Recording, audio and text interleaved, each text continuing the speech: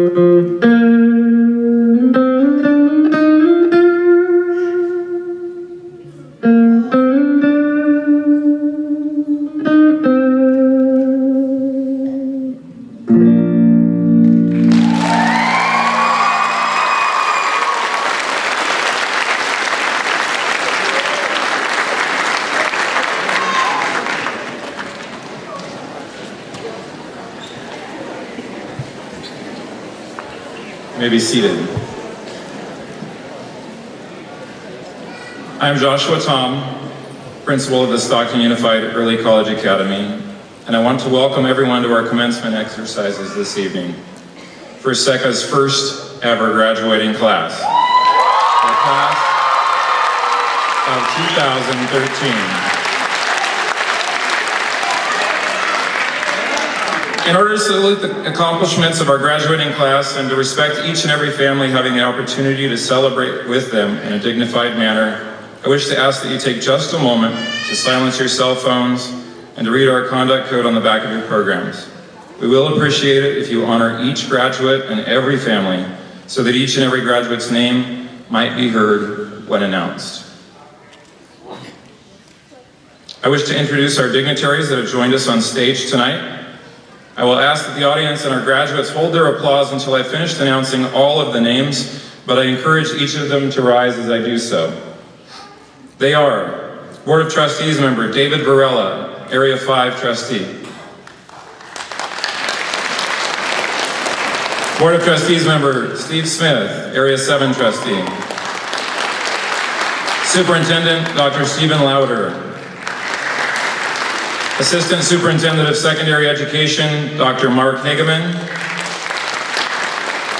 Assistant Superintendent of Student Support Services, Julie Penn.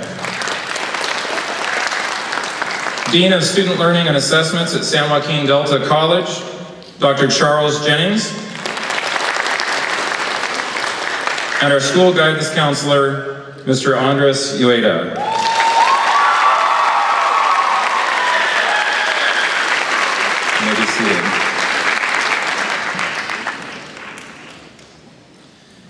My first day as principal of Stockton Unified's Early College Academy was an interesting one. As I was shown to my office, I was left with a question that very few new principals will ever have the strange pleasure of asking. Where are the walls?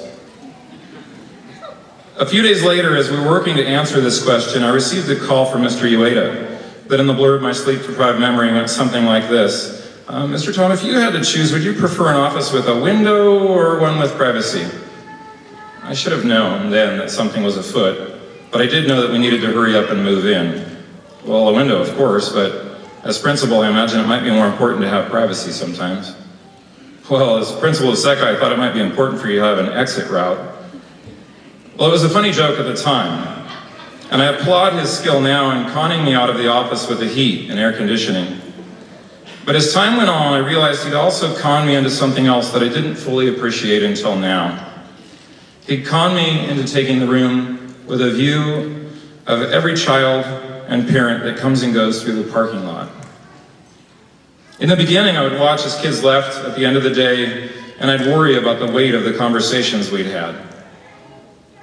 Towards the middle of the year, I'd find myself staring in worry at those who were waiting too long for rides as the darkness crept on. In the spring, I opened the window to take in fresh air and yell, "Separator, I'm calling your father, you know I will." But most recently, I've been using that window to call the seniors who are forever forgetting deadlines, their wallets, cell phones, and the fact that they don't actually have a diploma yet. A long time has gone by since that wall went up, and SECA's been a great deal of change since then. Buildings have been torn down and new rooms are taking the place of rooms where many of our students went to elementary school. Student clubs, activities, events, and Miss West stress levels have reached all-time highs. We have come together in a way that many of our seniors behind me did not think possible at the start of this year. Most importantly, we have done so much while still managing to sharpen our competitive edge. We have dominated in mock trial where we tied with the winning area team. We won the Mesa Quiz Bowl this year. We competed in too many speech events to keep track of and placed students in the top seats in each, despite the speech club starting the year unable to compete. We have won too many academic medals this year for me to count. And we have formed the first ever for so many things my time would run out listing them. But Andrew Casares will kill me if I don't mention our absolute and frightening dominance in the field of table tennis. Through all of these things, I've often stopped to wonder what it will be like next week as I stare out the window of my office to an empty parking lot. And this wonderful, nerve-wracking, stress-inducing group of seniors is gone. And I will miss these kids. SECA is a unique place. Yes, our students are high achieving. Our small group of 75 seniors has earned a total of 130 letters of acceptance, spanning everywhere from Stanislaus State, UC Davis, UC Berkeley, UCLA, UC San Diego, and Pepperdine, to places like University of Virginia, Drexel, University of Vermont, Wellesley, and the list goes on. We've plastered the humble walls of our office with the evidence of our students' acceptance. I'm proud of them. I'm proud of their test scores, their medals, their awards, and their list of accomplishments that is 10 times longer than the list of names on the program in your hands. But more important than these things, however, I'm proud that the seniors at SECA have accomplished so much with integrity, that they look out for each other, that 9 out of the 10 conversations that I have with them, and I've had many, sorry. 9 out of the 10 conversations that I've had with them, and I have had a lot, are about how they want to make their parents, uncles, grandparents, and brothers and sisters proud. They're conversations about how they care about someone else, about how much their teachers have done for them, about how much they've learned, and how much they love SECA. I say all of these things to say thank you. For I know children like these do not grow on trees. They're made through years of hard work, tending, and protection. They come from homes where they're expected not to go out into the world and give back, to create change, to make a difference. They come from classrooms where their teachers not only value the same things, but give them the tools necessary to accomplish the goals laid out for them. As their families, you've brought them here and entrusted us to help you shape them into the amazing students you see before you. As the first class of SECA, everyone in this room is part of the creation of a place where children like yours can thrive and reach their fullest potential.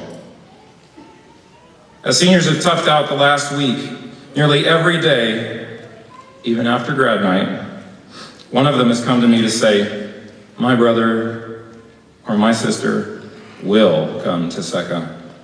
And that statement says more to me than any accomplishment I can put on a wall. Because I know how badly these seniors are fighting to be the very best. And I know how badly you, their teachers, and these distinguished guests seated behind me want it for them. As I prepare to introduce you to our two phenomenal valedictorians, I would like to say thank you. Thank you for your support, for your hard work. Without families like you, teachers like these, and the help and support from Delta College, the governing board of Stockton Unified School District, the superintendent, and the cabinet members here on stage, the first class of SECA would not be. And I'm honored to have been a part of creating this. Please join me in applauding all of your efforts to get these young adults where they are today and in their efforts to make you proud.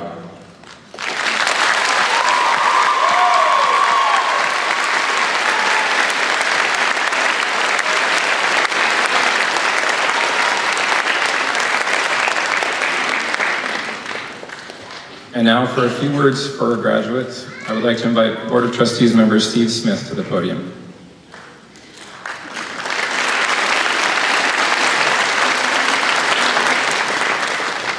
This is a very special moment for me because a little over 4 years ago, we were looking for a high school for my daughter, and we found SECA. And actually, some of you who were part of SECA from the very beginning probably received a phone call from my wife asking you to come, bring your student, and check out SECA because of the concept that SECA had and the vision. And you did catch the vision. And because you caught the vision and you worked with your students through the full 4 years, this is the reward here. What I'd like to do is I'd like to first of all thank the parents who came on board partway through the creation of SECA and the infancy stage of SECA. Please give yourself a hand.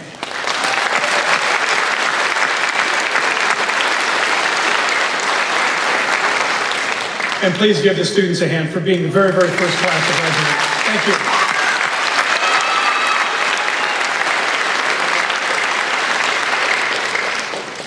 Thank you, Mr. Smith. I would now like to take a moment to acknowledge our salutatorian and commander for her hard work.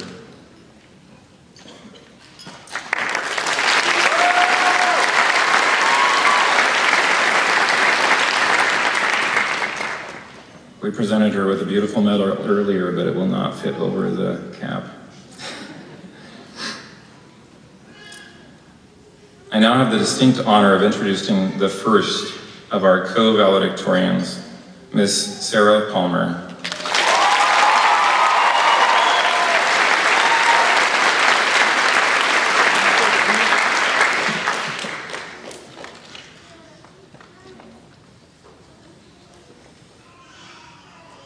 This is it. May 30th, 2013, graduation. A lot of the people in this auditorium couldn't wait for this day to come and be over with already. I know I was certainly one of them. As valedictorian, I wish I could convince my classmates to say farewell to high school with more than the let me out already attitude by sharing how spectacular my time was at SECA. But that would not be the entire truth. To be perfectly honest, for most of my high school career, I questioned whether or not I really belonged at SECA. Not because I couldn't handle the rigorous curriculum, or because I didn't have enough support at home, but because I couldn't decide if I loved or hated it here. Yes, I'm graduating high school with 4 AA degrees, and yes, this school and my lovely teachers got me into UC Berkeley. But I sacrificed a lot to achieve these accomplishments, and during the course of these last 4 years, it wasn't always apparent whether my hard work would really bear any fruit. I know I wasn't the only one who struggled with this problem. In fact, there probably isn't a single graduate sitting there who hasn't at least once thought, enough is enough, I'm out. What I'm amazed at is that even after all the AP exams, all the finals weeks, prolonged delays with getting textbooks to students year after year, after all the stressful all-nighters and all the amusing Facebook posts at 2 o'clock in the morning, half joking murder-suicide, there are 75 students who still held out. I don't know how I did it. I don't know how any of us did it. Well, no, that's a lie. I was only able to get so far because I had my friends to joke around and study with. I had teachers who would scare the procrastination out of me with their icy cold eyes. And I had parents who would pull me out of bed and kick me to school every morning. And that holds true for most of my classmates. We're an amazing group of kids, and we've all had the potential for success within us all along.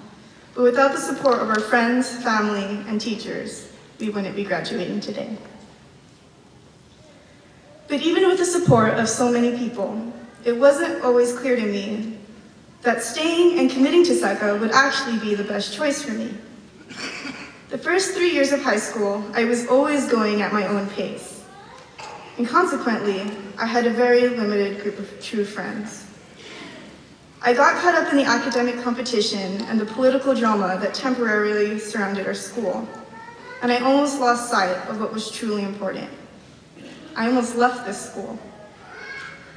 Last August, I walked into the counselor's office and declared, "I'm graduating early, give me my transcripts." I was determined to leave, but somehow Mr. Rieta convinced me to stay. He told me, "Look, kid, you only have 1 year of high school left to go. And most of that will be prom, grad night, a bunch of fun stuff we've got planned for you. I know you think you don't need it, but don't skip out on this. Don't rush to this part of your life, because you'll regret it." Listening to him was perhaps one of the best decisions I've ever made, perhaps even more than the decision to apply to SECA in the first place. I didn't realize this until well into my senior year, until the SECA workload finally winded down, and I was forced to face the vast unknown called my chances of surviving out in the real world. But these 4 years, I have had the honor of studying with one of the highest concentrations of brilliance I think I will ever encounter in my entire life.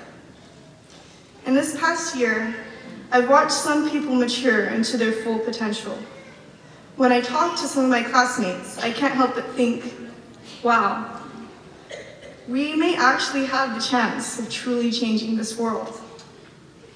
I may be valedictorian, but I am in no way the best student of this class, nor the most likely to succeed. You guys are smart, funny, talented, and you make me proud to have spent the last 4 years at this school. Thank you for allowing me to graduate with you, and good luck wherever life may take you.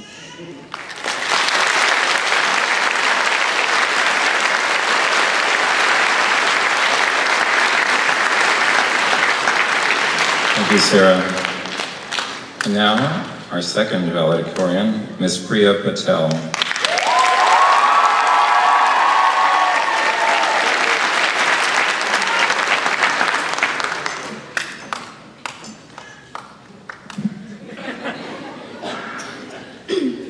Good evening, everyone. As I stand before the graduating class, I know there are young adults who are ready to venture out into the world, ready to explore what awaits them. However, these young adults were once babies as well. For the last 2 months, I have been collecting baby pictures from each senior for the slideshow. And for each senior's picture, her reaction was the same. "Oh, you are so cute." What happened? The obvious answer should be SECA happened. I mean, really, the lack of beauty sleep really did get to you guys.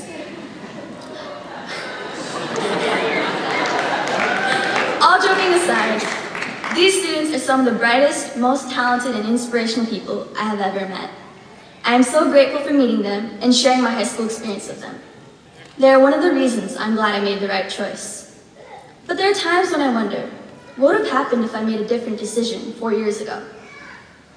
Back in the dark days, known as 8th grade, I was stuck with having to make a difficult decision to pick SECA or middle college. My decision would affect the next 4 years of my life. Middle college seemed as if it was a stable, logical choice, for SECA was full of great uncertainty since the school was barely starting up. But there was something about this new school that made me want to take the risk. Finally, I made my decision. 4 years later, there has never been a time I regretted my choice. Even when the future was obstructed by a shadow of doubt, SECA has always been the one for me. Picking SECA was a choice many of us made, even though some like to blame their mommies for enrolling them.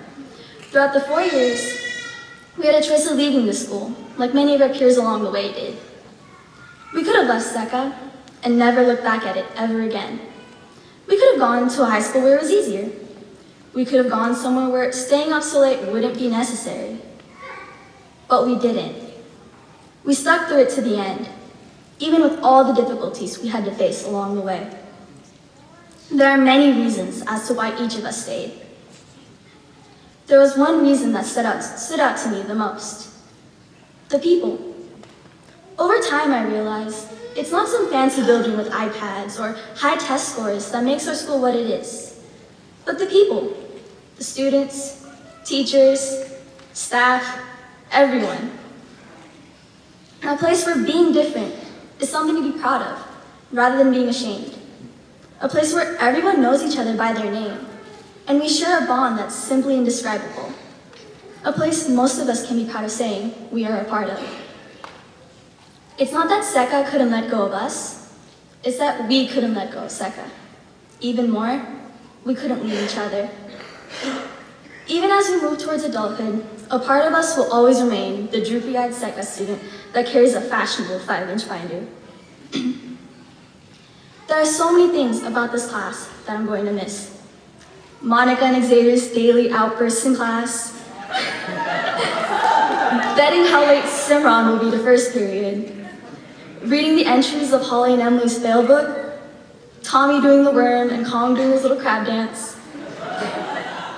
Delia's beautiful crafts and projects, the constant trolling of Jelly, Jacob, and Ruben, and the odd obsession for Yu-Gi-Oh! Duels. Despite all of our memories at SECA, the time has finally come to close this chapter in our books. What we are going to leave behind is greater than just the beginning for a school. What we are leaving behind is a legacy. Graduating is only the first step towards our bright futures. No matter where we venture off to, may it be UOP, UCLA, UC Delta, Delta College. I have faith that my fellow classmates are going to have remarkable achievements. And I don't say this because we've been constantly told that. All of you are already successful. You're graduating, an accomplishment we take for granted, for our goals and dreams go beyond simply graduating.